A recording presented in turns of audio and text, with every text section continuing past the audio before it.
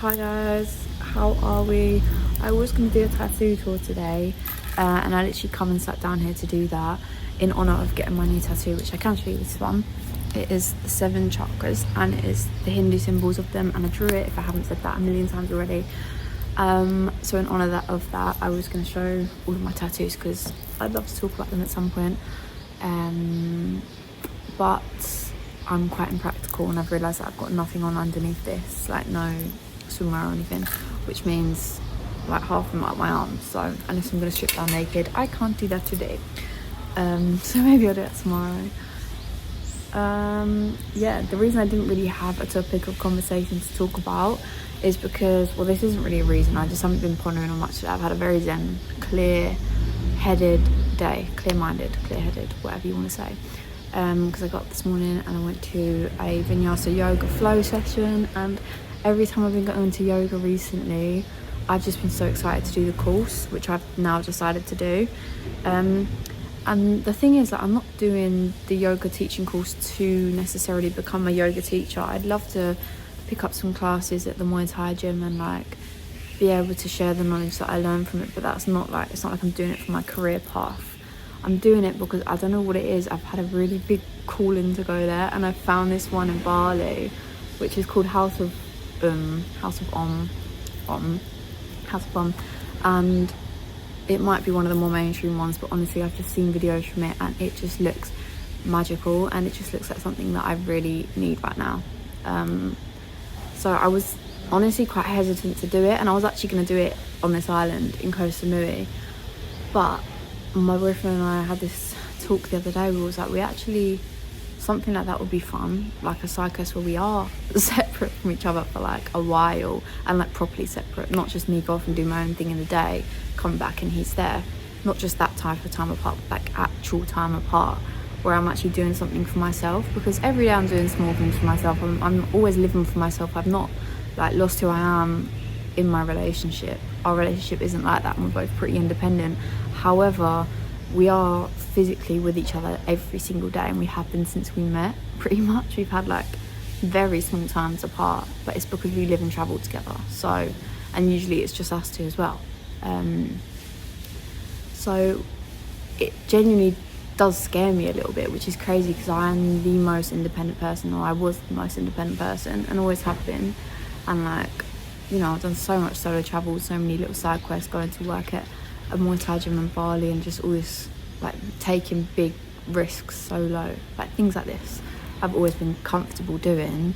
But now I'm in my comfort bubble, in my comfort zone in my relationship. Now I'm like quite scared to do that. So I think it will definitely be really, really good for the both of us, and I just want an environment where I'm just tuned in to, well, first of all, learning the practice of yoga, like the actual ins and outs, because it's a study. Like, it's not just go there, do some yoga for hours, and it's intense. They go up at 5 a.m, they do like a 2-hour yoga practice, they have a little break, and then another 2-hour one. Like, it's long practice, you know what I mean? It's not the same as how I'll do a few hour classes a week, or how I'll do 10 minutes every morning. It's intense, and I need something like this to just challenge me and to also connect with other people. And I'm not just saying girls, because I know that men go to these courses too, but like being in like a feminine, I need it for my feminine. I'm learning a lot about feminine and masculine energy. I've said this before, I've always been I ran out of storage, very driven in my masculine, because I needed that to solo travel. It was like a self-protection. I was just protecting myself from the world, and I was very hyper independent, but I really lacked in any sort of emotional intelligence, like physical connection, emotional connection. I lacked in all of that, which is like the feminine, our feminine energy. And I don't know where it came from. It might have been getting into a relationship, but I feel like it was just before. Like, I was like, I've identified this lack that I had, and I was like, oh my god.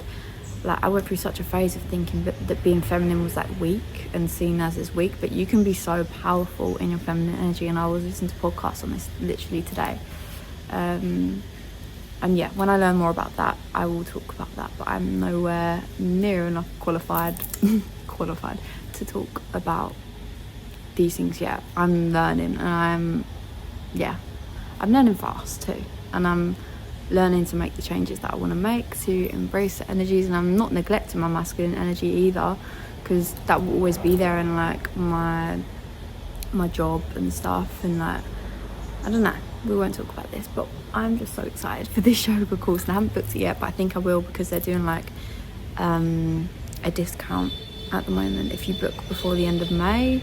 So I think I'm just going to go on and do it. I've saved up a bit of money, and yeah, my point is, in a relationship, don't forget to do things for yourself. I mean, it's quite self-explanatory, but no one really does it, especially when you're in a young relationship and it's all very like high-end emotions and stuff like that, and a lot of lust and a lot of like separation anxiety, and yeah. And our experience has been completely different as well. When you live and travel together, it's completely different to like a regular slow burning relationship at home, where you go on a few dates and like then you slowly introduce them to your family, and it's kind of like iffy, are they the right one? This was very all in and very intense, and for a first proper relationship was, yeah, like I said, very intense. But I think I needed that as well. I really needed that to really push me out of my comfort zone, and I'm still way out of my comfort zone in the relationship, but it's also helping me grow so much, both of us actually.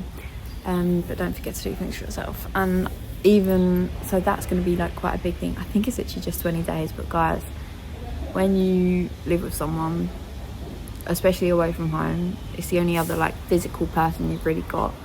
Like 20 days apart from them is now, that is a huge shift. But I'm really looking forward to it. But yeah, like I said, even on regular days, like little things, just doing things for yourself, you know, not basing your day around your partner. I'm a big planner and he's not, so the night before I'll be like, what are you doing tomorrow? And he's like, don't know. And I'm like, okay. So I plan my own day, and if it coincides with his, then it does. But be your own person, don't lose yourself, because I think at the very beginning for a while I was like sacrificing a lot of what I stood for, my own values, to just like morph with his, and then that will cause so many issues in the future, because you're not being your truest self, and you'll notice it, they'll notice it, and then usually something will explode where you're like, yeah, it causes mess. So just make sure through and through that you just stick to yourself and what you like, and continue to grow independently whilst also growing in the relationship. Also, I just want to say, when I'm doing these videos, I'm telling myself this at the same time. Like I never want to preach what I don't practice. I want to practice what I preach, obviously, but I'm not perfect, no way, which is why a lot of the time I'll come on here and say I've had a shit few days and stuff, even though it's not, usually I hate to admit that, because, you know, as somebody that might share their experiences online, I just want to say that I'm living my happiest and healthiest life, and that's the message that I want to share, and that's what I want for myself, but that's not always the case. So anyway, with that, I'll leave that here, and probably be back tomorrow with a tattoo tour if I wear appropriate clothing. Yeah, goodbye.